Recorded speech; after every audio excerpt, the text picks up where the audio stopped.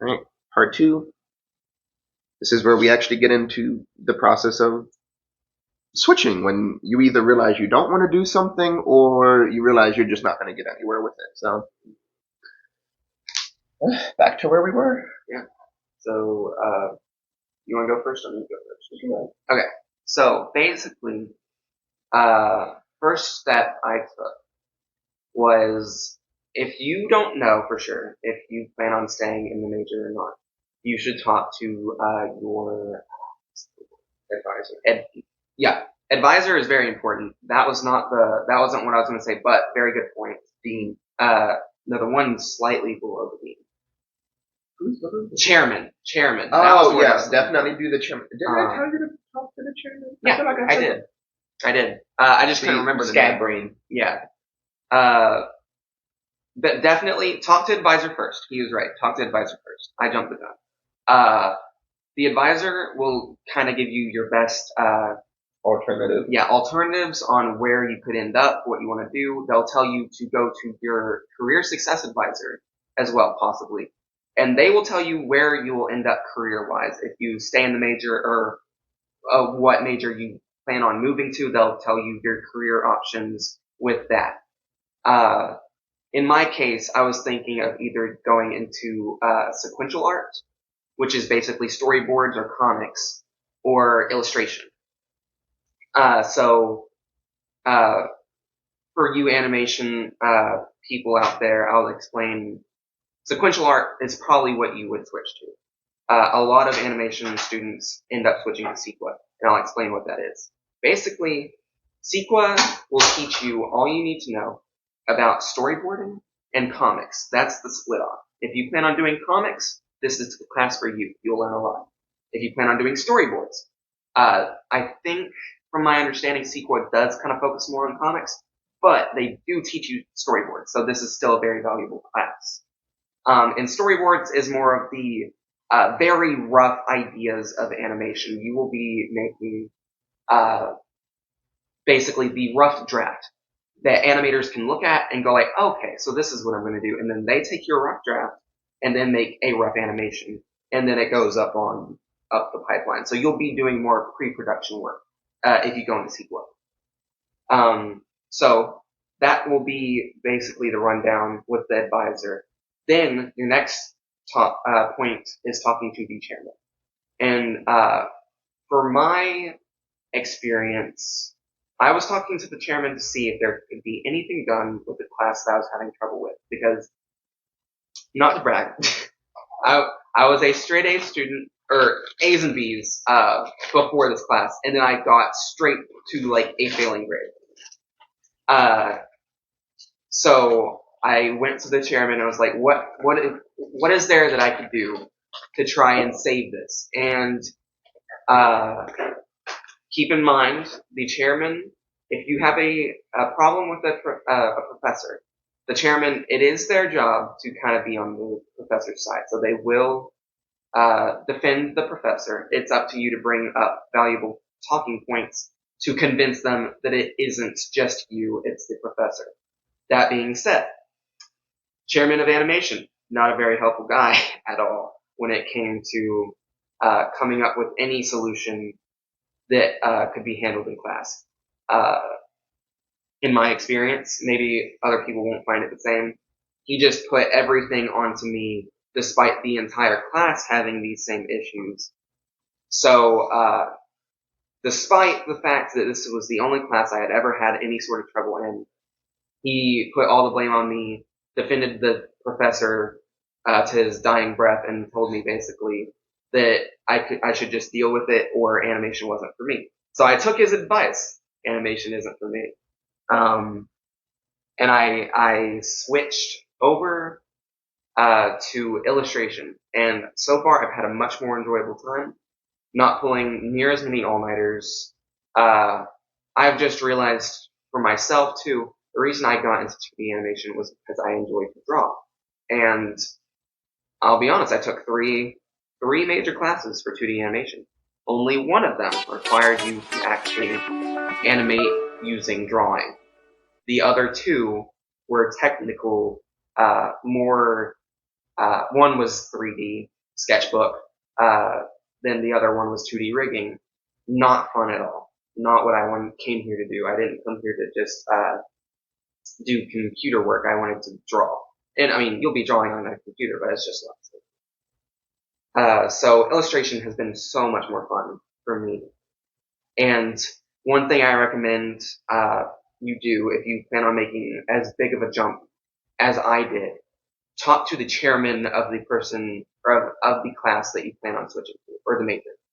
I had a talk with both the chairman of sequential art and the chairwoman of illustration. Uh, I will give you this advice right now. If you switch from animation to Sequa, it is it's definitely the smarter move financially. You will save a bunch of classes. Animation and Sequa are like this. So I talked to the chairman, and he said there was no issues substituting the classes that I did take in animation for classes that I would have to take in sequential art, which basically means substitutes means that you're not wasting money. You will take a class and then you can substitute it for one of the classes that you'll have to take, and you'll save money that way. So definitely the smarter financial situation, and you will have a very easy transition class-wise from animation to sequential art. Illustration, you will not have as smooth of a transition. Classes don't really switch very easily because it is such a so what you do if money is an issue, which it usually is, definitely talk to the chairwoman of illustration and see if there's any sort of thing that she could do to help the transition be smoother, or anything you could do to kind of save your wallet. And in my case, I got lucky, and she gave me a solution that basically made up for some of the classes that I dropped, so it wasn't as big of a loss as it could have been. But that might be it, though, for my experience of switching. So I'm going to hand it off to Maurice. He had a similar experience, but he had a smoother transition than I did. Yeah, and the main reason my transition was smoother was I basically kind of stayed in my major, which again, the experience is going to be different for everybody based on if you switch from one side of the spectrum to the other, or if you're like me and you stayed in the same family but you switched to a different branch. He also stayed in his career longer, which made his transition a lot rougher. Yeah. I probably only genuinely took one major class.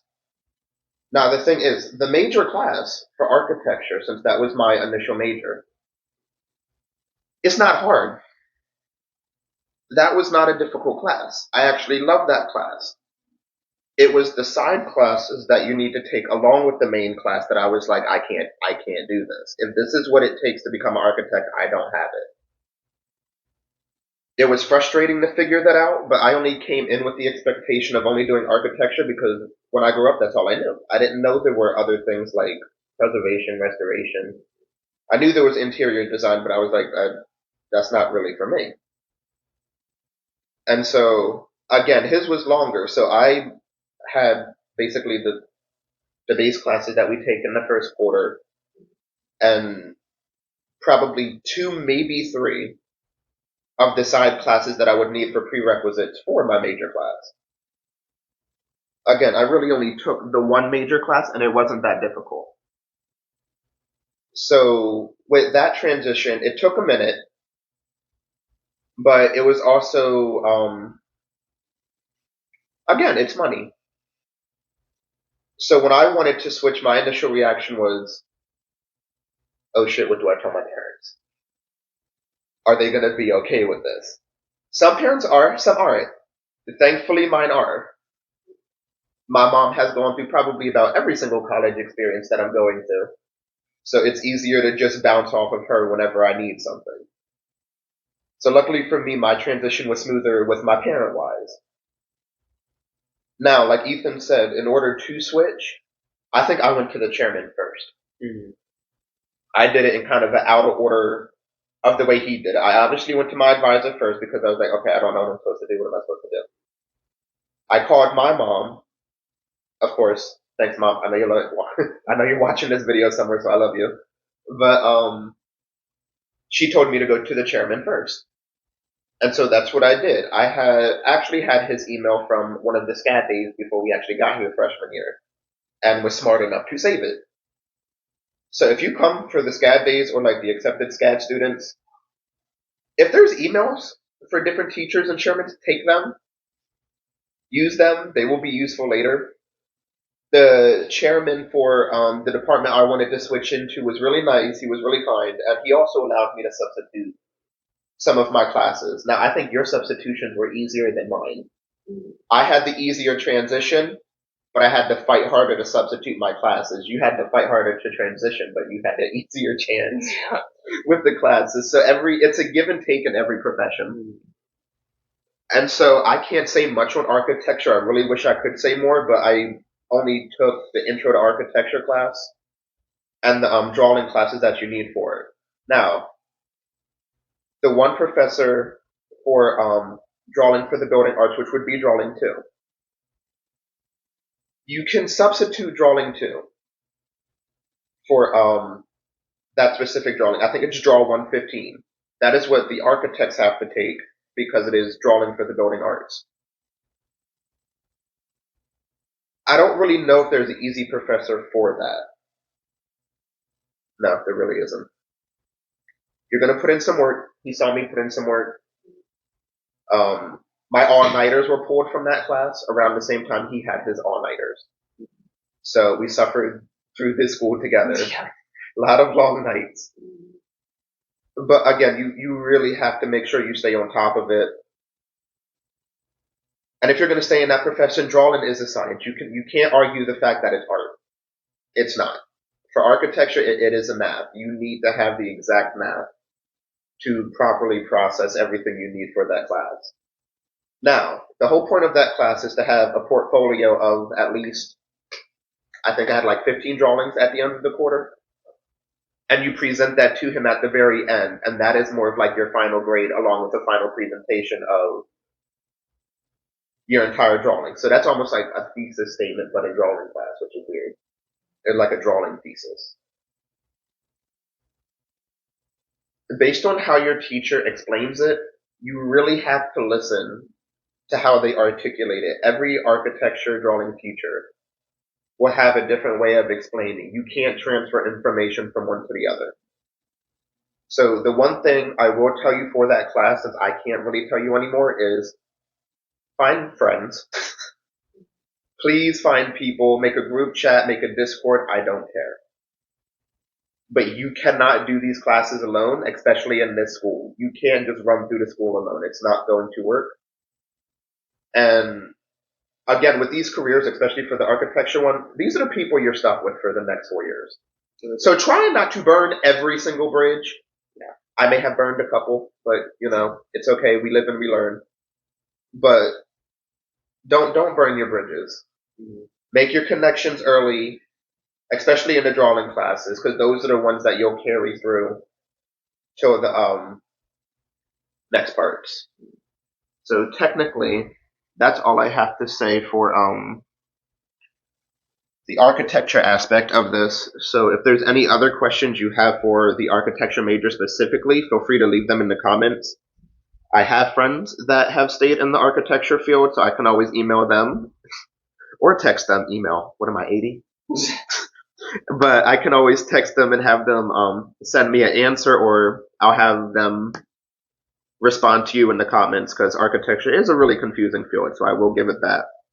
But as far as that goes, that's all I have for the architecture part, and yeah. See ya.